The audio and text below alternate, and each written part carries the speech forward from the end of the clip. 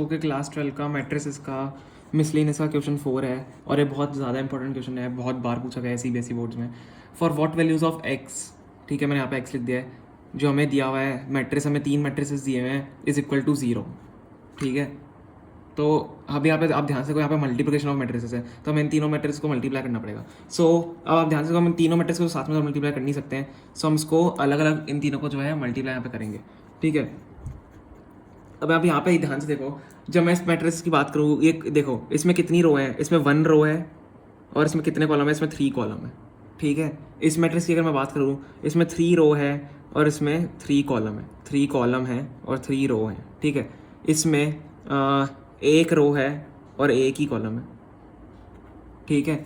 अब देखो, अब मैं इसकी बात करूँ, जब भी मैट्रिक्स को मल्टीप्लाई करते हैं तो एक प्रॉपर्टी होना ज़रूरी है कि फर्स्ट वाले मैट्रिक्स का column should be equal to row of second matrix, ठीक है। सो यहाँ पे इक्वल है, तो हम सबसे पहले इन दोनों मैट्रिक्स को जो है मल्टीप्लाई करते हैं। अब मल्टीप्लाई कैसे करते हैं, इन तीनों को इसकी पहले रो से मल्टीप्लाई, सॉरी कॉलम से मल्टीप्लाई करना, फर्स्ट कॉलम से, फिर सेकंड कॉलम से, फिर थर्ड कॉलम से। तो हम उसको कैसे लिख सकते हैं, और इनको सबको ऐड भी देखो, 1 into 1 plus 2 into 2 plus 1 into 1 ऐसे होता है। सो 1 इंटू 1 1, अब यहाँ 2 से 2 मल्टीप्लाई करूँ, प्लस 4 प्लस 1 इंटू 1, 2 इंटू 2, ठीक है।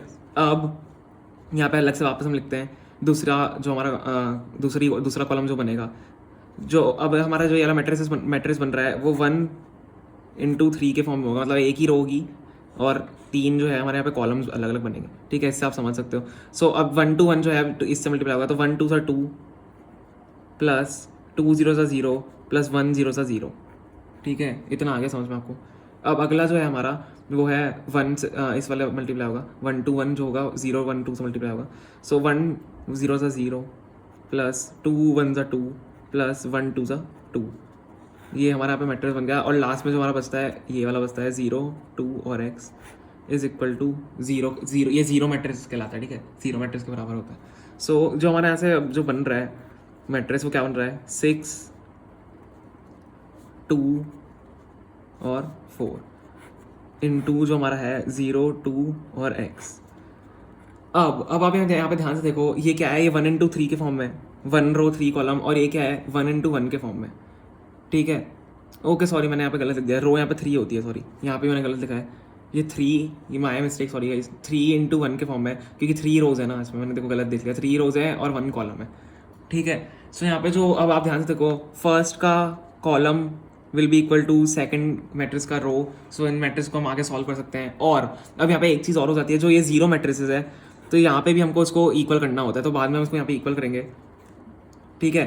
अब यहाँ पे अब देखो, जब आप इन दोनों का मल्टीप्लिकेशन कर दोगे, तो यहाँ पे 1 इंटू 1 का जो है हमारे पास जो है वो बन जाता है। सो कैसे इसको सॉल्व करेंगे, 6 2 4 को इन दोनों से मल्टीप्लाई करना है। सो क्या बनता है, 6 0 सा 0 2 2 सा 4 4 इंटू एक्स 4x। ये जो बन रहा है हमारा जो मैट्रिक्स बन रहा है हमारा 1 इंटू 1 के फॉर्म में बन रहा है, क्योंकि देखो यहाँ पे 1 इंटू 1 बचा है हमारा। सो हम इसको क्या लिख सकते हैं, और यहाँ पे 0 हमने 0 मैट्रिक्स था, इसको भी हम 1 इंटू 1 के फॉर्म में यहाँ पे लिख सकते हैं, ओके, ठीक है। अब ये दोनों जब हमने इक्वल कर दिए हैं, सो आप इन दोनों का जो है ब्रैकेट हटा के उसको सॉल्व कर सकते हो। 4 plus 4x is equal to 0 के फॉर्म में आ रहा है। तो यहाँ से जो 4 की वैल्यू, जो x की आप अगर वैल्यू निकालोगे, जहाँ इसकी x की यहाँ पे वैल्यू निकालोगे, तो x की वैल्यू यहाँ से आएगी -1। सो हमें यही फाइंड करना था, ठीक है। For what value of x हमारा क्वेश्चन था, हमें यही फाइंड करना था। बस आपको यहाँ पे ध्यान रखना है, रो और कॉलम्स का पहले इन दोनों को मल्टीप्लाई किया हमने, ठीक है, फिर इन दोनों को मल्टीप्लाई किया, 1 इंटू 1 है इसका आया, हमने इसके इक्वल करा 0 मैट्रिक्स के, और हमारा एक्स की यहाँ पे वैल्यू आ गई।